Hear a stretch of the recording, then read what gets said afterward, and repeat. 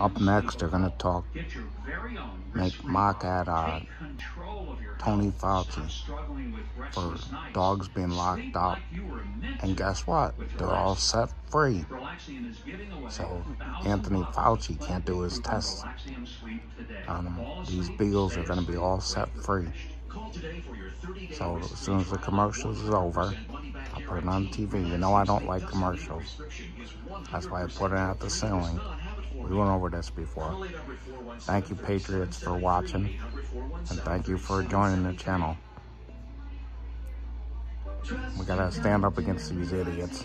Get them out of our system. Good news, and we're delivering it. We told you some months ago about 4,000 beagles that were slated to be tortured for no real reason at a research facility in Virginia.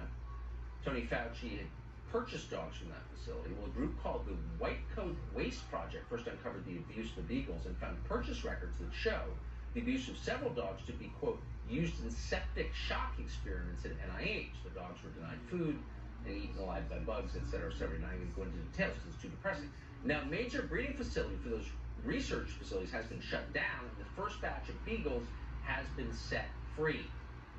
Daphne Nagbinovich is the Senior Vice President of PETA and joins us tonight with an update on this. Daphne, thank you so much for coming on. So these beagles are not going to be tortured.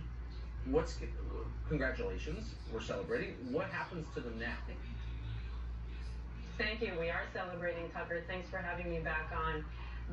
Over the next 60 days or so, they're going to be transferred to the Humane Society of the United States, and from there going to various shelters in Virginia and beyond.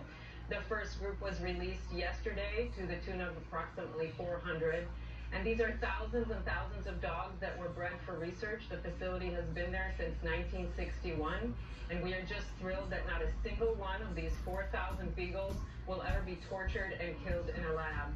They will all have the opportunity to find a loving home, to feel the grass under their paws, the sun on their back, play with a toy, and have a name, things that they have not had the chance to experience thus far. What was so upsetting about this story was nobody could say with a straight face, well, these dogs are being killed so kids won't die of cancer. There seemed to be no justifiable reason to torture these dogs to death. Or am I missing something? You are absolutely not missing something, and this is the tip of the iceberg. We are thrilled for these 4,000 dogs. But this facility was the second largest provider of dogs for experiments in this country. There is a larger facility in New York that has, believe it or not, 21,000 beagles. These animals are bred and sold for absolutely pointless, painful experiments. And our federal government has bought dogs from this facility. Since September of 2020, the NIH has had contracts for live dogs, at least 3 contracts. It is time for the NIH to wake up, realize it's the 21st century, and move on to modern, non-animal methods. Yeah, I mean, there's just so much money sloshing around the system that to keep it flowing, they invent experiments that benefit nobody.